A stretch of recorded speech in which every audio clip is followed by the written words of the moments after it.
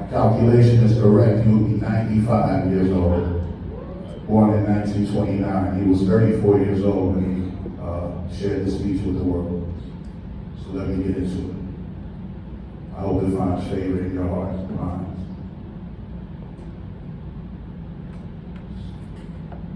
I am happy to join with you today in what will go down in history as the greatest demonstration for freedom for the history of our nation.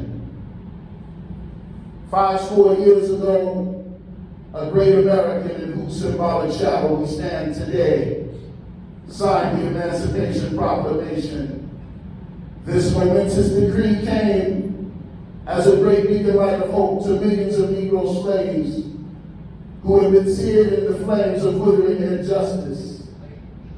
It came as a joyous daybreak to end the long night of their captivity.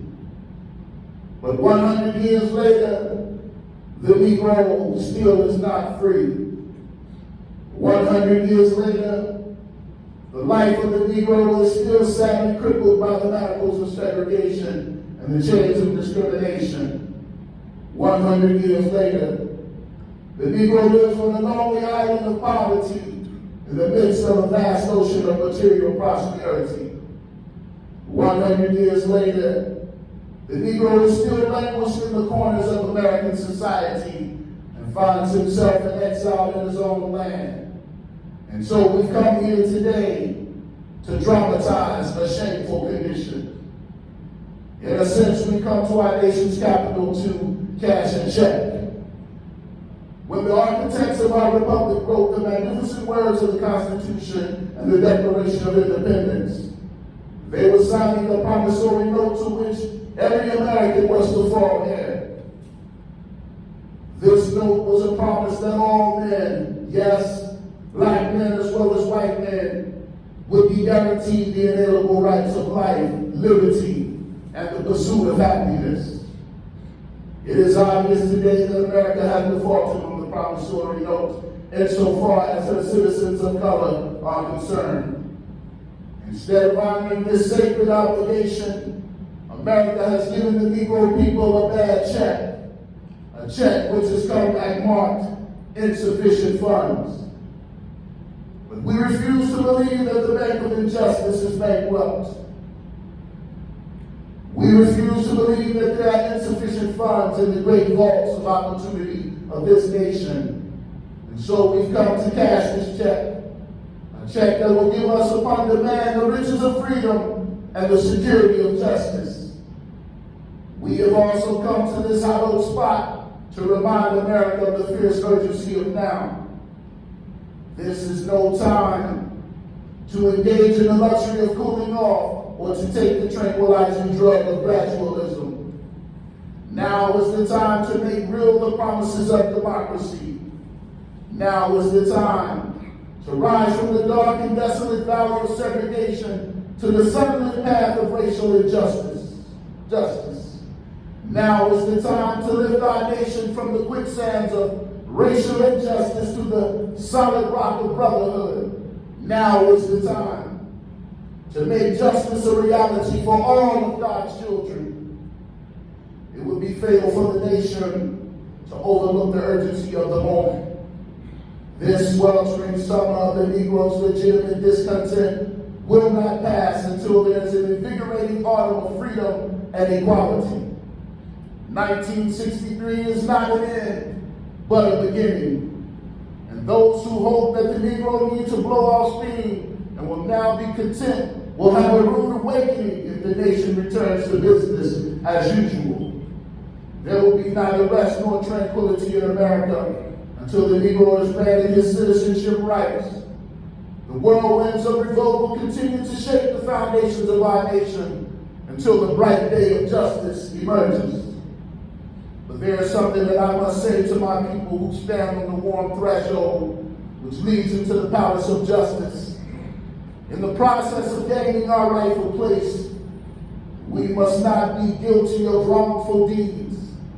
Let us not seek to satisfy our thirst for freedom by drinking from the cup of bitterness and hatred. We must forever conduct our struggle on the high plane of dignity and discipline. We must not allow our creative protest to degenerate into physical violence. Again and again, we must rise to the majestic heights of meeting physical force with soul force. The marvelous new militancy which is engulfed the Negro community must not lead us to a distrust of all white people. For many of our white brothers, as evidenced by their presence here today, have come to realize that their destiny is tied up with our destiny. And they have come to realize that their freedom is inextricably bound to our freedom. We cannot walk alone. And as we walk, we must make the pledge that we shall all march ahead. We cannot turn back. There are those who are asking the devotees of civil rights, when will you be satisfied? We can never be satisfied as long as the Negro is victim of the unspeakable horrors of police brutality. We can never be satisfied as long as our bodies, heavy with the fatigue of travel, cannot get lodging in the motels of the highways and the hotels of the cities. We cannot be satisfied as long as the Negro's basic mobility is from a smaller ghetto to a larger one. We can never be satisfied as long as our children are stripped of their selfhood and robbed of their dignity by a sign stating for whites only. We cannot be satisfied as long as a Negro in Mississippi cannot vote, and a Negro in Alabama believes he has nothing for which to vote. Let us not wallow in the valley of despair. I say to you today, my friends, so even though we face the difficulties of today and tomorrow, I still have a dream.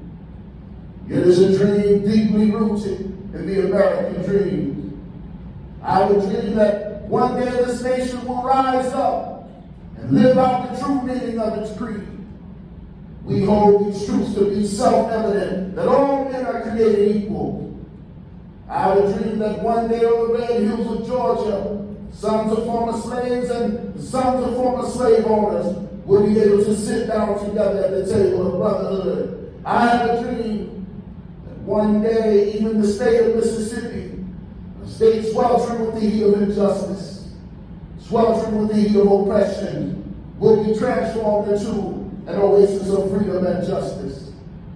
I have a dream that my 4 little children will one day live in a nation where they will not be judged by the color of their skin, but by the content of their character. I have a dream today.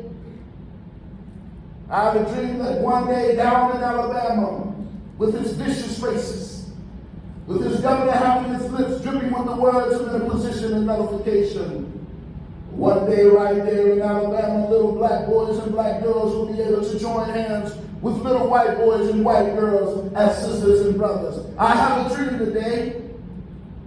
I have a dream that one day every valley shall be exalted, every hill and mountain shall be made low, the rough places will be made plain, and the crooked places will be made straight, and the glory of the Lord shall be revealed, and all flesh shall see it together. This is our hope. This is the faith that I go back to the South with. With this faith, we will be able to hew out of the mountain of despair a stone of hope. With this faith, we will be able to transform the jangling discords of our nation into a beautiful symphony of brotherhood. With this faith, we will be able to work together, to pray together, to struggle together, to go to jail together, to stand up for freedom together, knowing that we will be free one day. This will be the day. This will be the day when all of God's children will be able to sing with new meaning. My country, 'tis of thee, sweet land of liberty, of thee I sing. Land where my fathers died, land of the pilgrim's pride, from every mountainside, let freedom reign. And if America is to be a great nation, this must become true. And so let freedom reign from the prodigious hilltops of New Hampshire. Let freedom ring from the mighty mountains of New York. Let freedom ring from the hiking Alleghenies of Pennsylvania. Let freedom ring from the snow-capped Rockies of California, Colorado. Let freedom ring from the Convention slopes of California. But not only that, let freedom ring from Stone Mountain of Georgia, from Lookout Mountain of Tennessee. Let freedom ring from every hill and molehill of Mississippi, from every mountainside. Let freedom ring. When this happens, when we allow freedom to ring, when we let it ring from every village and every hamlet, from every state and every city, we will be able to speed up that day when all of God's children, black men and white men, Jews and Gentiles, Protestants and Catholics, will be able to join hands in singing the words of that old Negro spiritual, free at last, thank God Almighty, we are free at last. Thank you all.